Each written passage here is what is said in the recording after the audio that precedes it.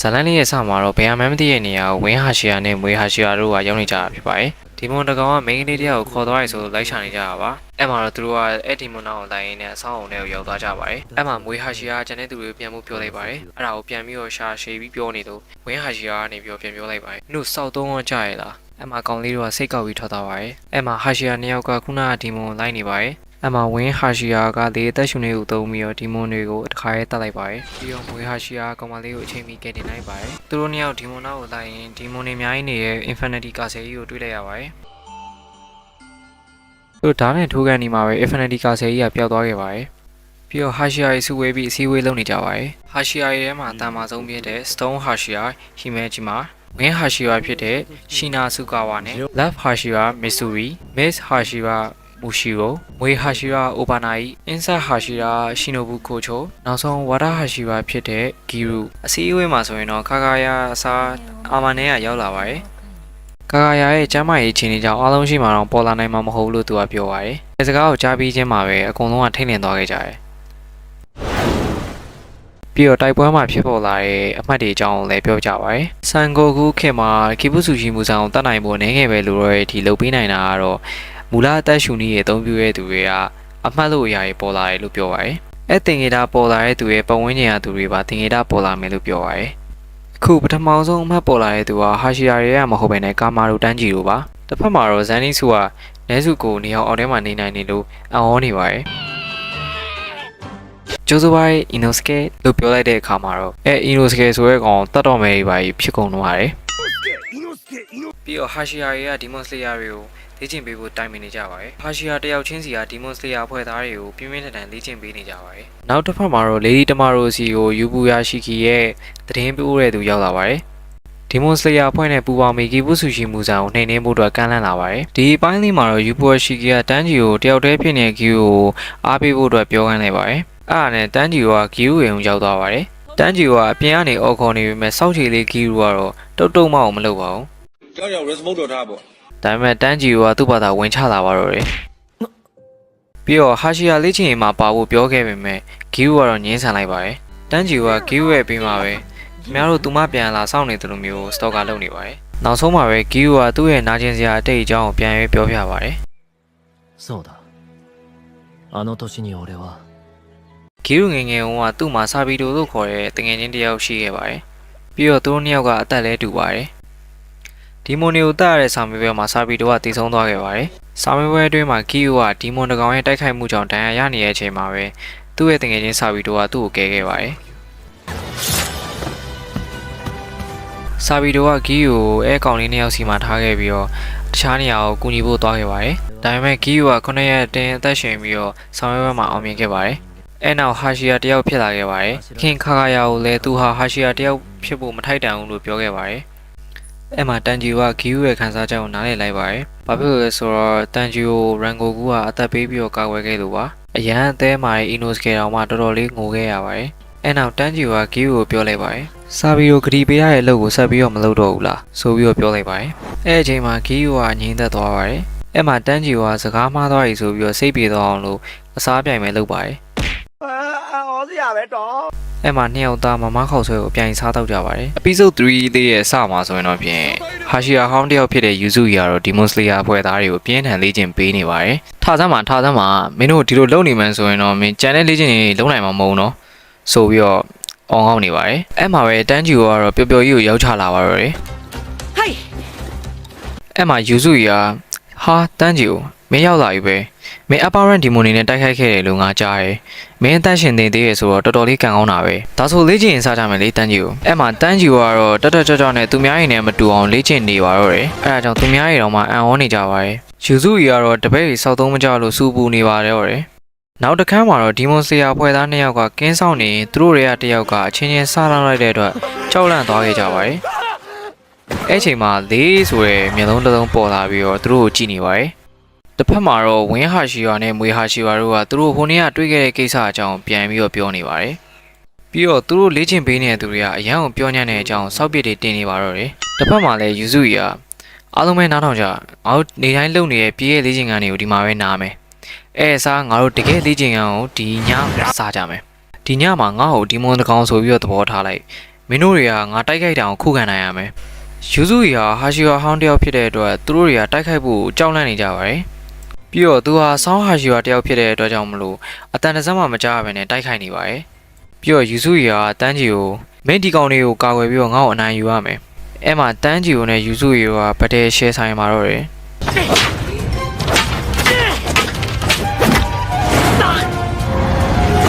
前より力つけたな。 တိုက်ပွဲပြီးမှာတော့ဒီမိုစီယာဖွဲ့သားတွေကသူတို့ရဲ့လိုအပ်ချက်ကိုသိပြီးတော့အပြင်းထန်စူးစမ်းကြပါတော့တယ်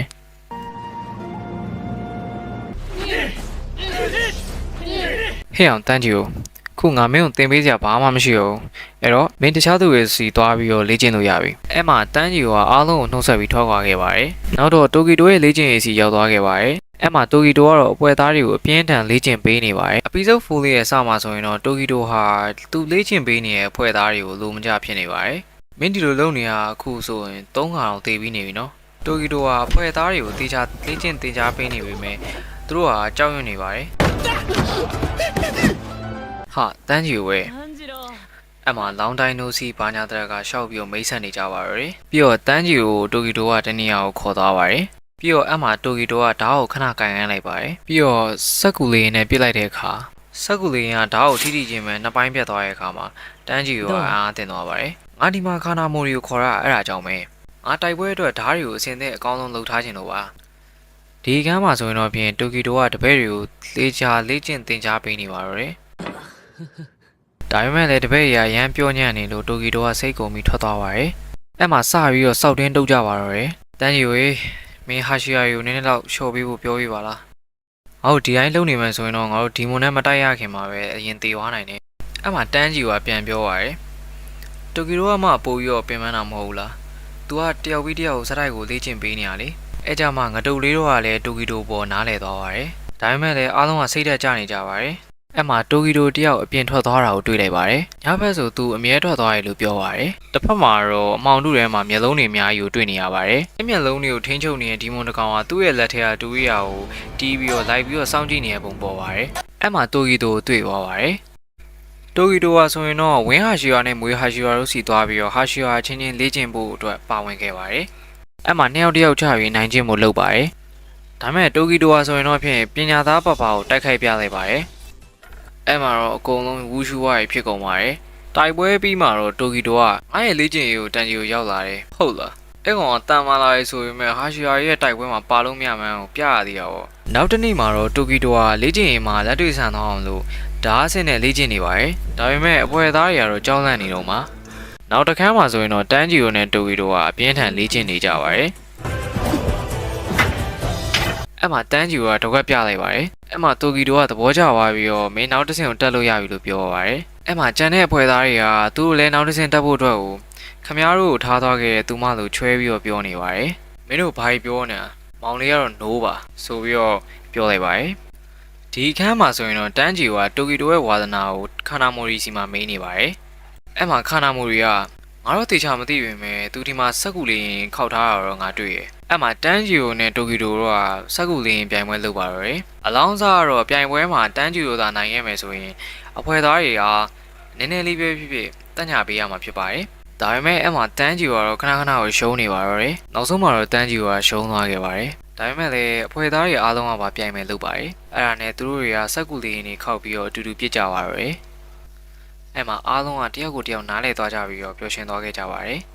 ်တန်းဂျီကိုရေကီပူစုကြီးကတော့မင်းညမနဲစုကိုအပြစ်မှတ်ထားနေတယ်ဘာလို့လဲဆိုတော့ तू ကပထမဆုံးနေအောင်ခံနိုင်သွားတဲ့ဒီမုံမို့လို့ပဲပါတယ်အဲ့အကြောင်းပဲကျွန်တော်ခုပို့ပြီးတန်မာလာအောင်လုပ်နေရပါခုတော့ကျွန်တော်စိတ်အေးရပါတယ်ဘာလို့လဲဆိုတော့ကျွန်တော်စိတ်ချရတဲ့သူတယောက်စီမှာကျွန်တော်ညမကိုအပ်ထားလို့ပါမမလေးဟာရှီယာပေးရဲ့အင်ကြီးကတခြားသူတွေအတွက်ရှက်စရာကောင်းနေပေမဲ့တန်းကြီးတို့အတွက်ကတော့သူမှထားသားလောက်မစိုးသေးဘူးဆိုပြီးတော့တက်အောင်တွက်ကြနေပါတယ်ပြီးတော့သူတကွက်ပြမယ်ဆိုပြီးတော့အုံမခွက်ကင်းနဲ့ဘဲရဲ့ညီလေးကိုအကျော်လျှော့ပေးလိုက်ပါတယ်။လေးချင်းလာတဲ့တန်းကြီးကိုမွေဟာရှီယာသူ့မယားလေးနဲ့ပြောခဲ့ကြရဲဆိုပြီးတော့တန်းကြီးကိုမျက်လုံးပြူးနဲ့စိုက်ကြည့်နေပါတယ်။ပြီးတော့ဝူရှူဝါရေရှောက်ပြောပါတယ်။အဲ့အချိန်မှာတန်းကြီးကကြောင်သွားတာပေါ့။ဦးမွေတို့ကနောက်ဆုံးတော့တန်းကြီးကိုလေးချင်းအခန်းထဲကိုခေါ်သွားခဲ့ပါတယ်။ဒါမဲ့အခန်းထဲမှာပွဲသားတွေအားလုံးကတော့စပိုက်ဒါမန်ဖြစ်နေကြပါတယ်။အဲ့ဒါနဲ့တန်းကြီးကလည်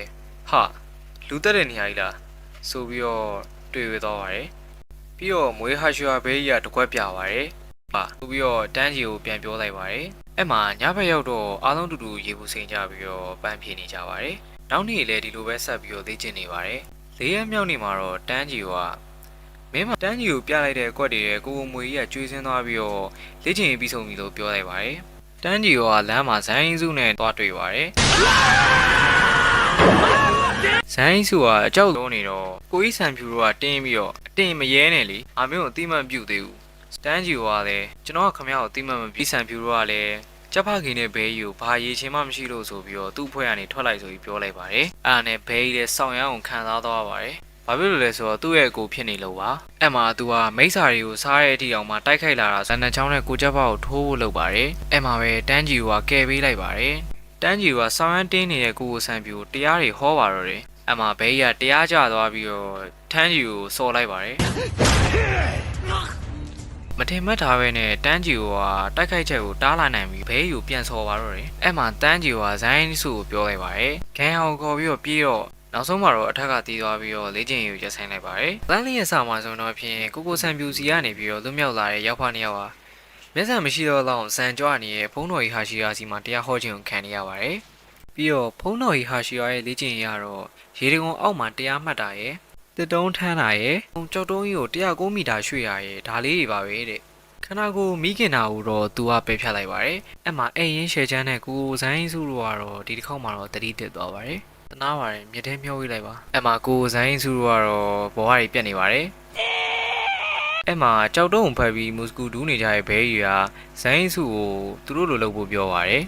ဒါမျိုးဆိုဇိုင်းစုတို့ကလက်နဲ့ပဲပြေးဖတ်ပါတယ်တနေရာမှာတော့တန်းကြီးတို့ကရေကုံအောက်မှာရှယ်ပြုတ်နေတဲ့ဝက်ချောလေးကိုတွေ့သွားပါတယ်အီနိုစကေတို့ကဖြုတ်ရင်းနဲ့ဇန်ကြတဲ့အထိပါဖြစ်သွားပါတယ်တန်းကြီးတို့လည်းအမှရေတကုံလေးချင်းရေကိုရှယ်ကိုလေးချင်းမှာတော့တယ်နောက်တစ်ခါမှာတော့ဇိုင်းစုတို့ကဖုံးတော်ကြီးဟာရှိရခိုင်းတဲ့ကြောက်တုံးကို109မီတာရွှေ့ရမယ်ဆိုရဟာသူကိုရိုင်းအောင်လုံးနိုင်ရင်လားလူငယ်တွေကိုတတ်ရက်ဆက်တာတဲ့ဒါမဲ့အဲ့လိုပြောနေတော့မှပဲဖုံးတော်ကြီးဟာရှိရတကွက်ပြလိုက်ပါတယ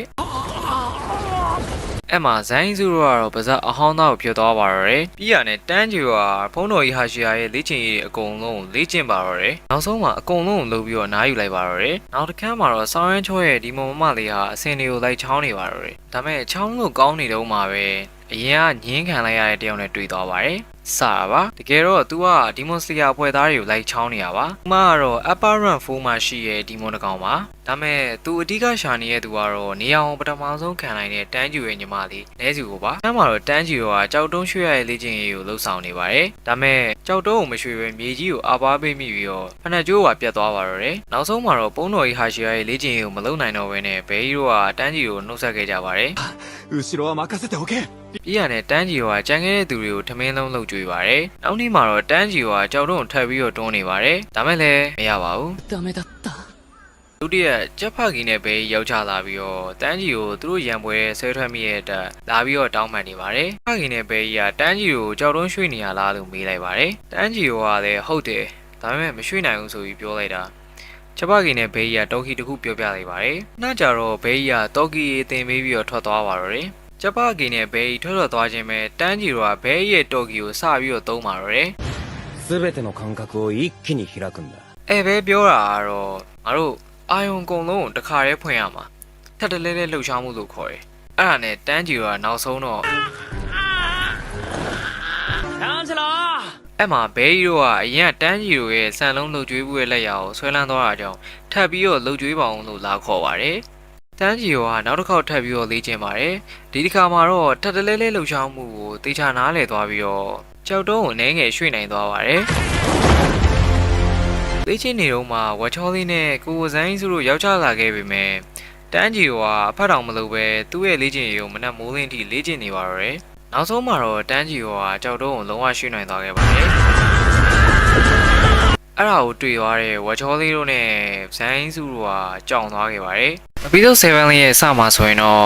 တန်းကြီးကကြောက်တုံးကြီးကိုရွှေ့နိုင်သွားခဲ့တဲ့အတွက်မောင်ဝက်ချောလေးတို့ကလည်းအရှုံးမခံတဲ့စိတ်နဲ့ကြောက်တုံးကြီးကိုလိုက်ရွှေ့ပါတယ်။အဲ့မှာပဲဝက်ချောလေးကလည်းကြောက်တုံးကိုရွှေ့နိုင်ခဲ့ပါတယ်။ အဲ့ဒါကိုတွေ့သွားတဲ့ဇိုင်းစုကတော့သူတယောက်တည်းပဲကြံခဲ့တယ်ဆိုပြီးတော့ကြေခွဲသွားခဲ့ပါတယ်အဲ့ချိန်မှာဇိုင်းစုရဲ့ငှက်ကလေးကစားတစ်စောင်းလာပေးပါတယ်ဒါမဲ့ဘဲကြီးကဘုံတော်ကြီးရဲ့လက်အောက်မှာတော့ကြာရှုံးနေတာနောက်တစ်နေရာသွားလို့မရသေးဘူးဆိုပြီးတော့ညင်းလွတ်နေပါတယ်အဲ့မှာငှက်လေးကတင်းလာပြီးတော့နှုတ်သီးနဲ့လိုက်ထိုးပါတယ်ကြတော့ငှက်လေးပေးရစာအခြားမဟုတ်ပါဘူ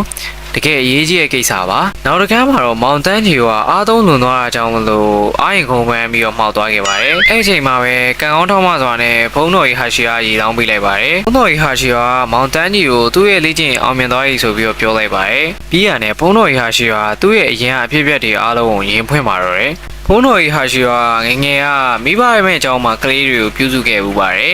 ်သူဟာမိဘမဲ့ကျောင်းမှာရှိတဲ့ကလေးအားလုံးဘောရာလီယုံမျိုးပျော်ပျော်ရွှင်နေစေချင်တာပါဒါမဲ့အဲ့ဒီကကလေးတယောက်ကမိစ္ဆာလိုက်တာခံရတဲ့အချိန်မှာသူအသက်ရှင်မှုအတွက်ကျောင်းမှာရှိတဲ့ဘုန်းတော်ကြီးနဲ့ကလေးအားလုံးမိစ္ဆာကိုကျွေးမယ်လို့ပြောပါတယ်ဘုန်းတော်ကြီးဟာရှိကကျောင်းသားတစ်ဝိုက်မှာမိစ္ဆာတွေအရန်ပေါ်တယ်ဆိုရဲပုံမြင်နေရှိတဲ့အတွက်ကြောင့်မလို့လာမတိုက်ခိုက်အောင်လို့အိမ်ပြင်မှာခြင်စည်းခွင်တွေရှောက်ထုံးတာပါတယ်ခြင်မကိုက်အောင်လို့ပါဒါမဲ့ခုနကမိစ္ဆာလိုက်ခံရတဲ့ကောင်လေးဟာမိစ္ဆာရင်းနဲ့စာချုပ်ချုပ်ထားတဲ့အတိုင်း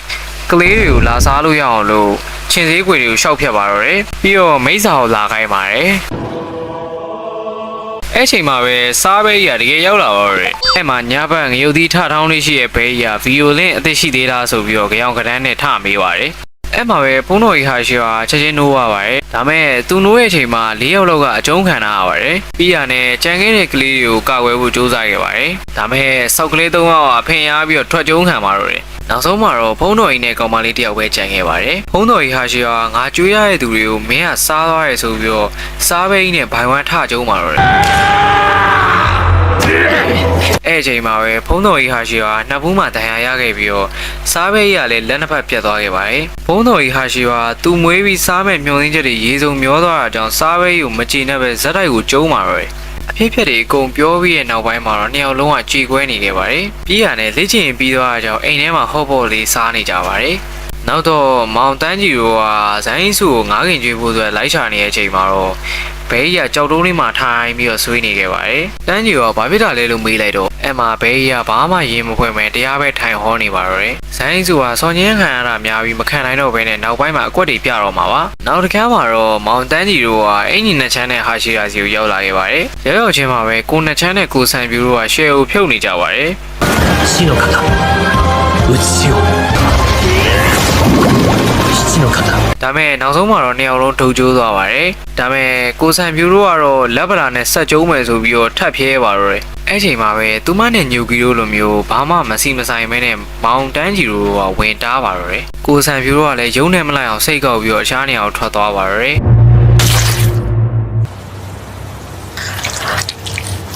侵入された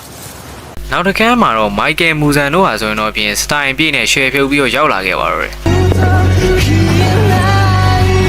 ပြီးရနဲ့သခင်ယူဘူအာရှီနဲ့တွေ့ပါတော့တယ်ဒီရဲ့အစမှဆိုတော့ပြင်မိုက်ကယ်မူဇန်နဲ့ယူဘူအာရှီတို့ကအချင်းချင်းမိတ်ဆက်နေကြပါတယ်အဲ့မှာယူဘူအာရှီကသူ့ကောင်မလေးကိုမူဇန်ရဲ့ရုပ်ကဘလို့လဲမိုက်ကယ်ဂျန်ဆင်နဲ့တူလားဆိုပြီးတော့မေးနေပါတယ်အဲ့မှာသူ့ကောင်မလေးကသူကအသက်20ကျော်အရွယ်ဆောင်းရမ်းလဲချောရလို့ပြောပါတယ်ယူဘူအာရှီကမိုက်ကယ်မူဇန်တို့လာမအောင်လဲအေးမီဆန်လိုမျိုးကြိုသိနေပါတယ်ပြီးတော့မိုက်ကယ်မူဇန်နဲ့ယူဘူအာရှီတို့ကမျိုးတူရလို့ပြောပါတယ်ဒါမဲ့မိုက်ကယ်မူဇန်တို့ကအသက်1000ကျော်နေပြီဆိုတော့သွေးသိပ်မတော်ဆက်တော့ဘူးလို့ပြောပါတယ်ယူဘူအာရှီရဲ့မျိုးနွယ်စုဟာမူဇန်မွေးဖွားလာအကြောင်းကျင်းစာတစ်ခုတင်နေပါတယ်အဲ့ဒါကတော့ယူဘူအာရှီရဲ့မျိုးနွယ်စုမှာမွေးဖွားလာတဲ့ကလေးတိုင်းအားနေပြီးတော့ချက်ချင်းတည်ကြတာပဲဖြစ်ပါတယ်အဲ့ကျင်းစာကိုဖျက်ဖို့ကမူဇန်အောင်တတ်မှရမယ်လို့ပြောပါတယ်အဲ့မှာစောက်ကလေးနှစ်ယောက်ကညဘက်ကြီးထဆော့ပါတော့တယ်အဲ့မှာဘဲကြီးကမြင်သွားပြီးတော့သူလဲဆော့ကျင်စိတ်ဖြစ်သွားတာပေါ့ယူဘူအာရှီပြောတာကတော့မင်းကထာဝရကိုအိမ်မက်မက်နေရပဲမပြတ်စည်းခြင်းကိုမင်းအိမ်မက်မက်နေရဆိုပြီးတော့တရားကြီးဟောပါတော့တယ်အဲ့မှာမူဇန်ကမင်းမှန်တယ်ငါနဲစုကိုသာထည့်ရမယ်ဆိုရင်လုံးဝပြည့်ပြည့်စုံတော့မယ်ဆိုပြီးတော့ပြန်ပြောလိုက်ပါတယ်အဲ့မှာယူဘောရှိကထာဝရရဲ့အဓိပ္ပာယ်ကိုငါသိရတယ်ထာဝရရဲ့အဓိပ္ပာယ်ကလူတွေရဲ့ခံစားချက်ပဲဆိုပြီးပြောလိုက်ပါတယ်လူတွေရဲ့ခံစားချက်ကထာဝရပြည့်တယ်လို့မပြတ်စည်းနိုင်တဲ့အရာဆိုပြီးတော့ထပ်ပြောလိုက်ပါတယ်အကွက်တွေအကုန်ပြပြီးသွားတဲ့ယူဘောရှိကတော့အဆုံးထိနောက်ဆင့်ပေးတဲ့အတွက်ကျေးဇူးတင်ပါတယ်ဆိုပြီးတော့နှုတ်ဆက်သွားပါတော့တယ်အဲ့ချိန်မှာပဲဟာရှိယာရဲ့ကုံဖြုံးမဲ့ခန်းကတော့စပါပြီယူဘူအာရှီကကိုကိုဖောက်ခွဲလိုက်ပါတယ်အဲ့မှာအဲ့နေရာကြီးတစ်ခုလုံးကတော့လုံးဝပေါက်ကွဲပျက်စီးသွားပါတယ်